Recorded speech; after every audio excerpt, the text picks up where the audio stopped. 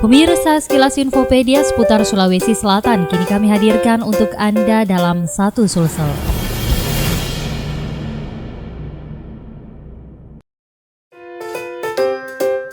Pemirsa, kali ini satu sulsel akan berbagi informasi, tentu saja masih seputar Sulawesi Selatan dong.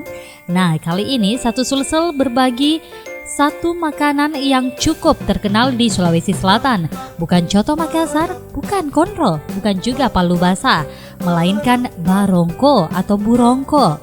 Satu lagi kuliner khas Sulawesi Selatan yang menggunakan bahan dasar pisang selain pisang epe, yakni barongko.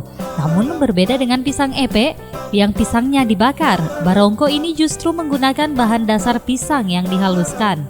Barongko merupakan makanan khas Bugis Makassar yang terbuat dari pisang yang dihaluskan, telur, santan, gula, dan garam. Kemudian dibungkus daun pisang lalu dikukus.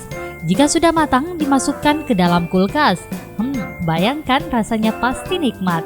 Dahulu, barongko disajikan sebagai hidangan penutup bagi para raja Bugis. Selain itu, juga sering disajikan saat acara adat seperti sunatan, pernikahan, syukuran, dan lain sebagainya.